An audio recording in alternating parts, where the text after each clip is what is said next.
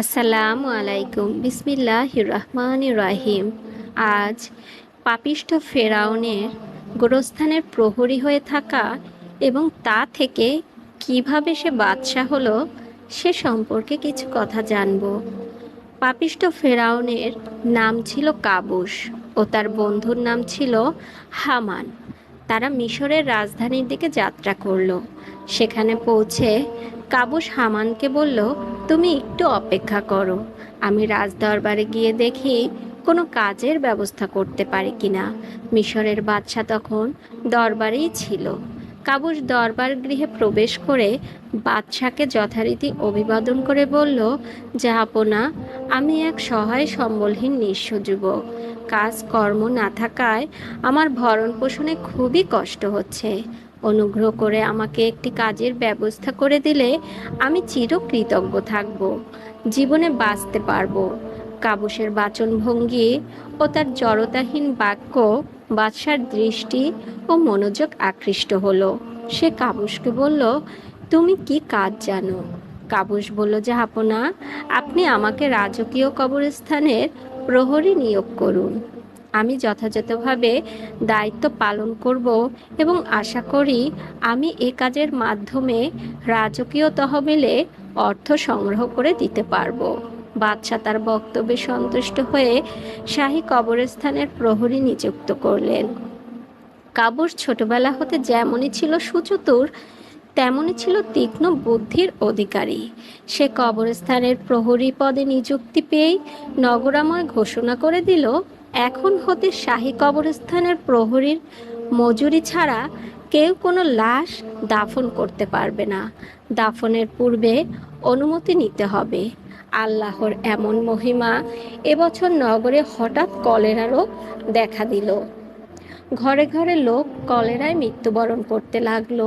ফলে প্রতিদিন সকাল হতে সন্ধ্যা পর্যন্ত শত শত লাশ কবরস্থানে দাফনের উদ্দেশ্যে আনা হতো।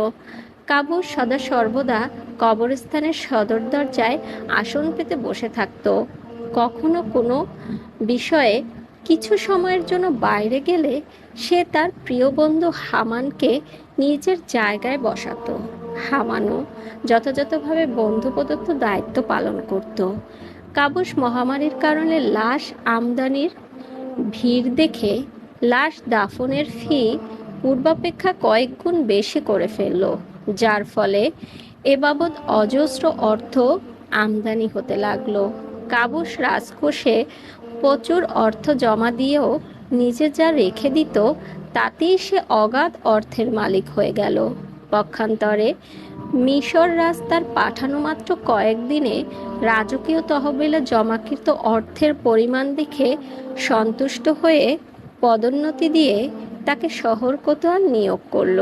সে শহর কোতোয়াল হওয়ার পর তার আর্থিক অবস্থা আরও উন্নতি হলো। সে মনে মনে আরও উচ্চাকাঙ্ক্ষা পোষণ করছিল।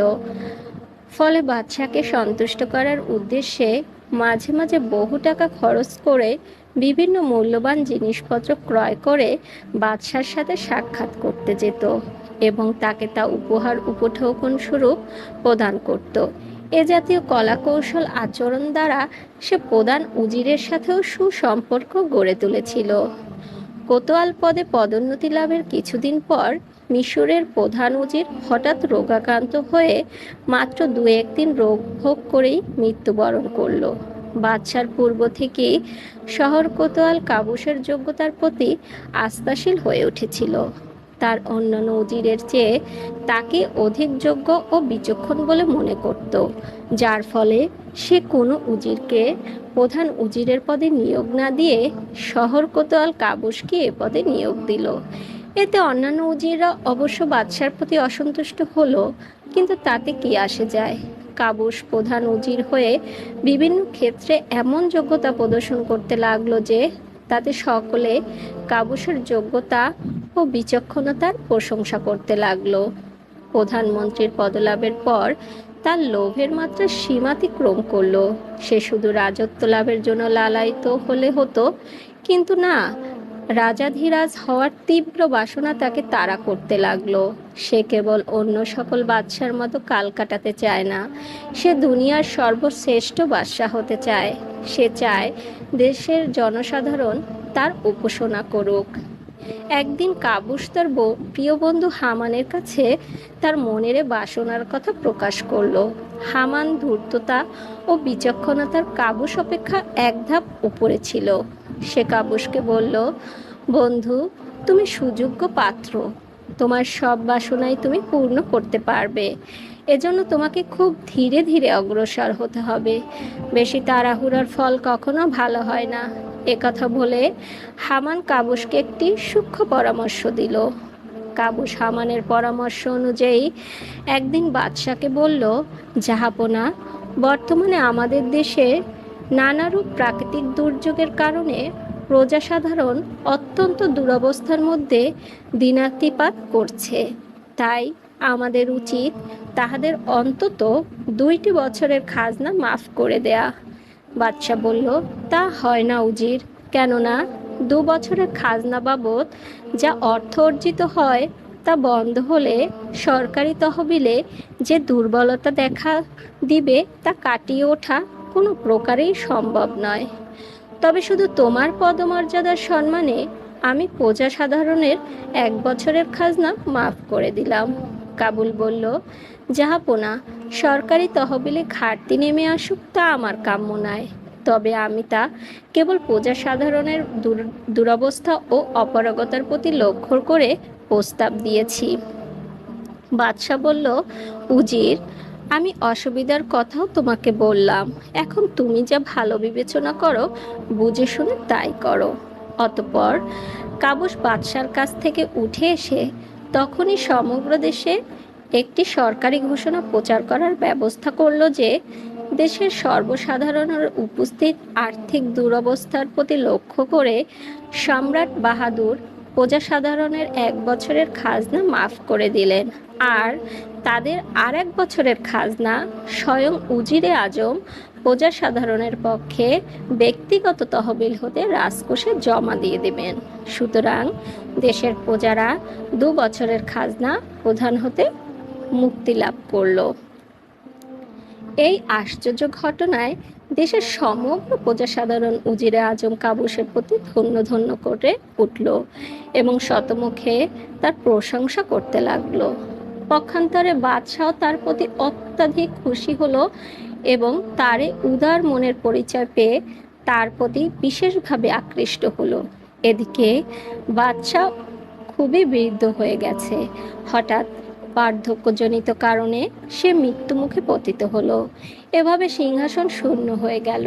সাথে সাথে সিংহাসনের যোগ্য উত্তরাধিকারী নিয়োগের প্রয়োজনীয়তা দেখা দিল। মৃত রাজার কোনো উত্তরাধিকারী না থাকায় রাজকীয় কর্মকর্তাবৃন্দ এ বিষয়ে সুরাহা করার জন্য দেশের সর্দার এবং নেতৃস্থানীয় ব্যক্তিদেরকে রাজদরবারে আহ্বান জানালো। যথাসময়ে আগত নেতৃবৃন্দ সহ এক পরামর্শ সভা বসল।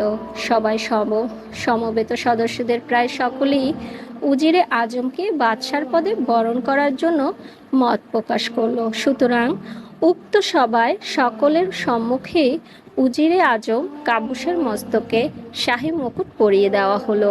একেই বলে ভাগ্য।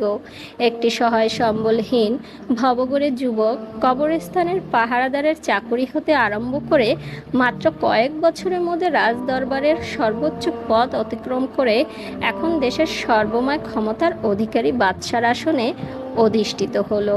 কাবুস বাদশার আসনে উপবিষ্ট হয়ে সর্বপ্রথম সে তার বন্ধু হামানকে প্রধান উজিরের পদে নিযুক্ত করল।